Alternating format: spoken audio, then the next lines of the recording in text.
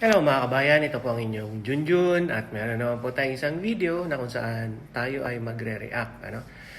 So ang video na ito ay gawa ng isang vlogger. Tungkol ito dun sa interview ni VP Sara Duterte, okay? Na kung saan sinabi niya kung paano ba yung word? Kung paano, okay? Nila na isa-submit at kung paano or magkano na lang ang napupunta noon sa DepEd. So, probably ang budget na itong binabanggit dito ni VP Sara Duterte ay yung nakaraan budget. Siguro 2023 to 2024. Kasi ang budget ngayon is 2025 na. Okay? At pinakita ng vlogger dito yung mga videos na nagpapatunay or nagpapatunay doon sa mga sinabi ni VP Sara Duterte, which is may video po ako nito nung mga nakaraan na nai-post ko na kung totoo man po ito kawawa po tayong mga mamayang Pilipino kasi iilan lang yung mga nakikinabang, nagdi-decide at gumagamit ng budget. Nakakaawa po tayong mga manggagawang Pilipino na ang tax po kasi natin mandatory yan. Wala po tayong say dyan na wag ayoko magbayad ng tax kasi may nangungurakot. Wala. Babawasan at babawasan ang sahod mo tapos may ilan lang palang nagkokontrol, gumagamit at nakikinabang na dapat, which is para sa ating lahat yan na mamamayan. So, panoorin natin ang video mga kabayan. Sabay-sabay tayong mag-react, mag-comment. Again, this is your Junjun. Junjun is in. Galing ba sa DepEd ang listahan na inattach doon sa House version? Sinabi namin hindi. Hindi galing sa amin yan. On record yun. Nako. Makikita nyo sa mga videos. Balikan nyo yung mga videos. Sige nga, balikan natin. Makikita nyo. Balikan natin. Yes, my concern, Madam Chair, Mr. President, under the GAB, I observed that there was an increase in the budget for the construction of new classrooms from 19.6 billion to 24.6 billion. Hindi nagsisinungaling si VP Sara Duterte. Naandun talaga. So yung dokumento na yon na pinakita ni VP Sara Duterte, yan ho yun. Nandyan talaga. Kasi nabanggit sa Senate Kasi si remember, hinihiring din dyan sa Senate. Okay? Nabanggit. So ibig sabihin, authentic, totoo yung sinasabi ni VP Sara Duterte. Malinaw na malinaw.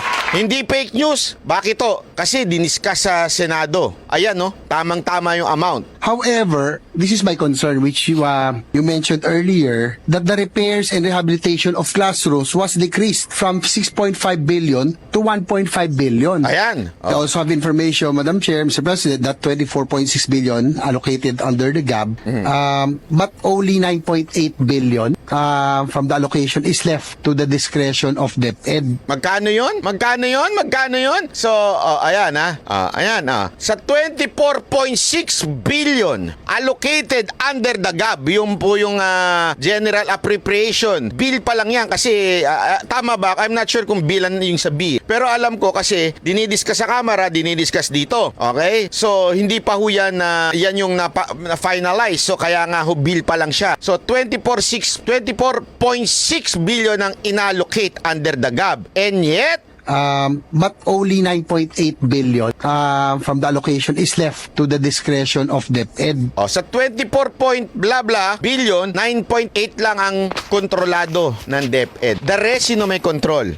Hindi na natin alam.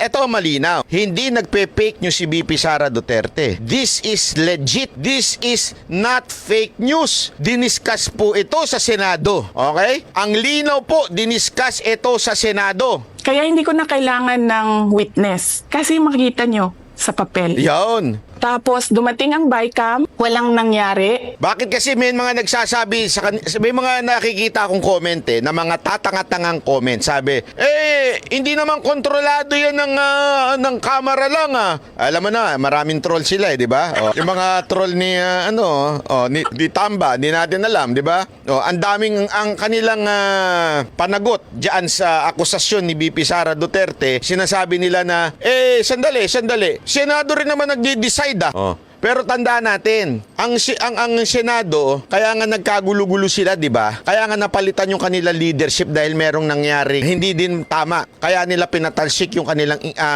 Senate President. Kasi nga alam naman natin, kamara at kamara pa rin ang didesisyon kahit to sa budget na inaalat sa Senado. Kamara ho ang talagang, kaya nga sila ang pinakamakapangyarihang institusyon sa Pilipinas kasi sila may hawak ng budget. Sila nagdi-decide. Kaya nung BICAM na, kasi ganito yan Kamara, pag-uusapan, Senate, pag-uusapan, tapos BICAM. Ang problema sa BICAM, hindi naman po lahat ng senador na andun. Sino lang inaandun? Yung bata ng Senate President. Walang iba kung hindi sa finance, chair ng finance ng Senate. So pag sila lang ang nagkasundo, kaya nga dami nagre-reklamo dyan Kasi parang pinag-usapan pa natin, lahat ng kongresista, pinag-usapan pa ng lahat ng senador. Pagdating naman sa BICAM, dalawa lang naman na mag-uusap. Tapos, doon na desisyonan kung ano. Kaya ito nga, dumating sa BICAM, walang nangyari. So ayan na nga po mga kabayan, napanood na natin yung video. At ako naman, nung una ko pa lang napanood yung interview kay VP Sara Duterte, naniwala naman ako dun sa mga sinabi ni VP Sara Duterte. Hindi dahil gusto ko siya as Vice President, kundi may mga parang supporting documents kasi nung habang in-interview siya, fina-flash. So hindi niya naman siguro yun ilalabas na pwede naman siyang balikan ng whatever kaso or whatever, diba? So nandun naman nakalagay, naka-on paper yun, na yung nga po, hindi siya pumayag noon na sa ganong amount ng budget, sabihin natin mga 9 billion, sabihin natin ganon, example lang po hindi siya pumayag na galawin yon kasi gusto niya magamit ng buo yun ng DepEd para sa mga schools natin. Pero may nangihingi pa rin po So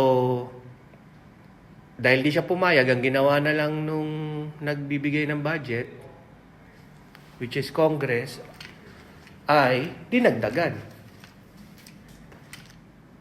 Dinagdagan nila yung budget na from, sabihin natin, ganito na lang, 9 billion, dinagdagan nila para sabihin natin maging 20 billion. Tapos yung sobra nun, kukunin nila. At hindi po natin alam kung para saan yun. Di ba? Tapos, ang tatanungin nila, ang anuhin nila ng tanong is yung Office of the Vice President. Meron naman palang ganong kalakaran. Di ba po? So mahirap mga kabayan, mahirap ang sitwasyon nating mga mamamayan. Ano po sa palagay ninyo?